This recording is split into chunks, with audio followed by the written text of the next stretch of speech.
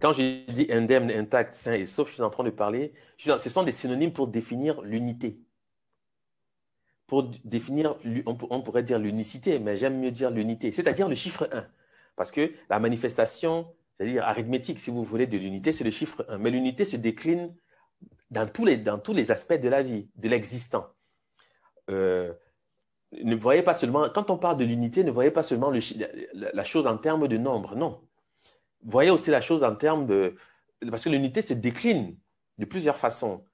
On peut utiliser le chiffre 1 lorsqu'on est mathématicien ou géomètre, c'est très bien. On peut utiliser la graine.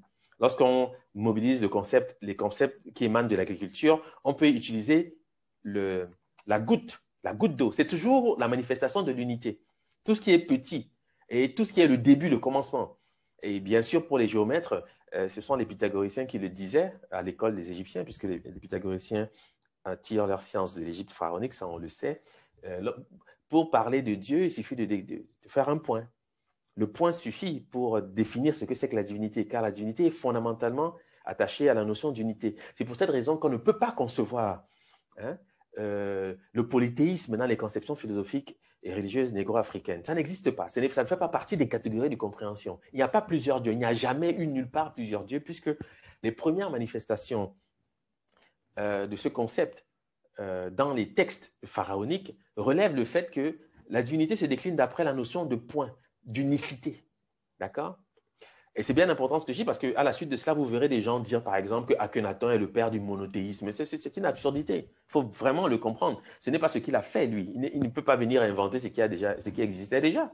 Non, il a conduit une réforme singulière, mais c'était une réforme, disons, politique et certainement pas religieuse, sauf qu'il a donné un relief religieux à cette réforme, mais il n'était pas...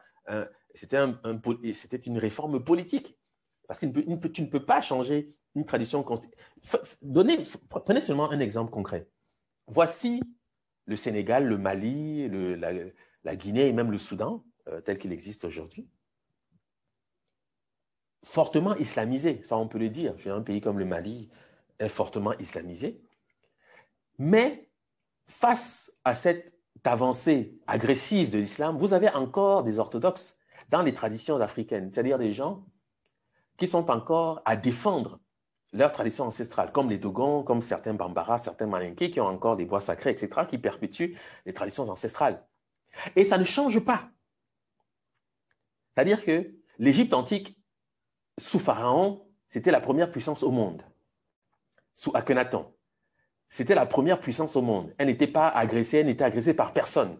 Et vous croyez que dans ce contexte-ci, quelqu'un peut venir, parce qu'il est roi, venir changer une tradition constituée depuis des millénaires? C'est impossible en Afrique. Parce que Dieu ne s'invente pas. Ce n'est pas une inspiration prophétique venue du cerveau de quelqu'un. C'est l'observation de la nature. On ne peut pas, en Afrique, dans une tradition kémite, subsaharienne, soi-disant parce qu'on est roi, parce qu'en réalité, vous devez comprendre que le roi est exposé à toutes sortes de choses. Le roi peut être assassiné. Et en Afrique, ça existe. Les régicides, ça existe. Il faut vraiment le savoir. Ce n'est pas parce qu'on est roi qu'on va changer la religion, la spiritualité. Quand je dis religion, entendez tradition. En Afrique, ça ne change pas. Malgré tout. C'est-à-dire que même dans cette Afrique aujourd'hui agressée, objectivement dominée, vous voyez encore des gens qui perpétuent l'orthodoxie. Parce qu'ils savent très bien qu'on ne peut pas changer la vision du monde. Parce que nos ancêtres, ce qu'ils disent, c'est juste. C'est la vérité qu'ils énoncent dans ce qu'ils disent du monde. Ce qu'ils disent de l'univers, c'est vrai. Donc, ce n'est pas sur ce relief que viendront les changements. Le changement est peut-être politique. Peut-être qu'il veut réorganiser l'État d'une certaine façon. Il a eu quelques frustrations avec des prêtres, des conflits d'ordre politique. Ça peut s'entendre parce que les révolutions, ça existe au sein des États. Mais la tradition ne change pas. Ça, c'est clair. Et je tiens quand même à insister sur ce point. Il n'y a pas un roi suffisamment puissant dans le monde soudanais pour changer la tradition. Ça n'existe pas. Vous ne pouvez pas éliminer Osiris, vous ne pouvez pas éliminer Isis, parce qu'on prétend qu'il a éliminé tout ce que d'autres appellent les Netchirou, et puis il a gardé Aton. Mais vous plaisantez. Vous allez initier avec quoi? Vous allez faire l'initiation avec quoi? Si ce n'est pas Osiris, c'est impossible. Vous avez besoin de Pharaon. Vous ne pouvez pas initier sans Nomo. C'est impossible. Il faut bien comprendre l'Afrique telle qu'elle existe et non telle qu'elle est rêvée par certaines personnes qui ont une certaine idée de l'Égypte. Non, l'Égypte, c'est l'Afrique. Comment voulez-vous, dans un univers Dogon, parce que les Dogons viennent d'Égypte, Éliminer Amma. Parce qu'on dit qu'il il a éliminé Amon. Amon, c'est Amma. OK?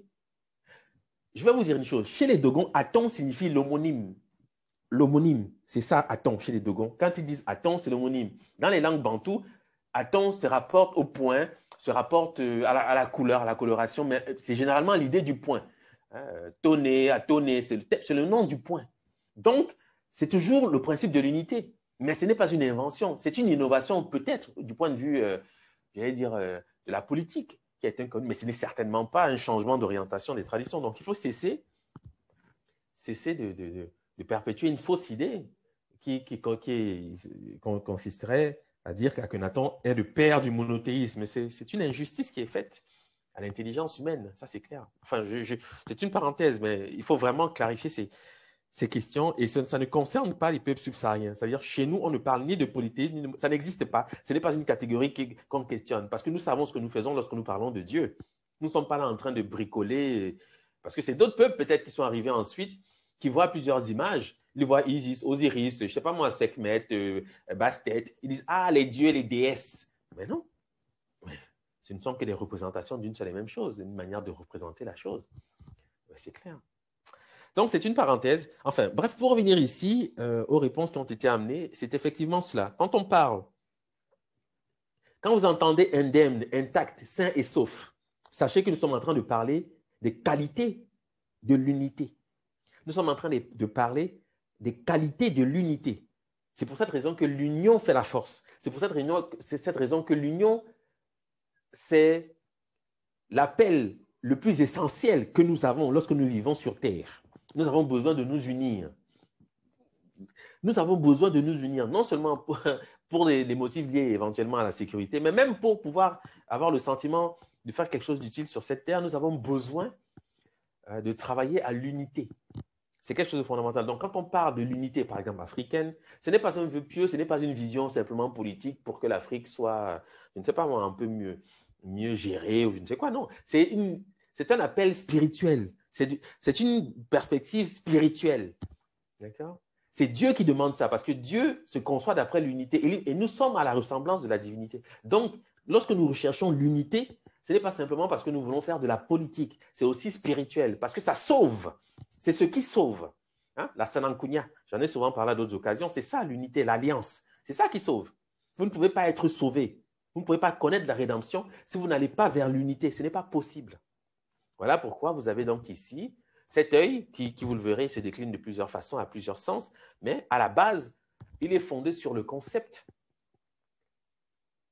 d'unité, être intact, être indemne, être sain et sauf, c'est-à-dire sauvé. Okay? Voilà pour l'introduction.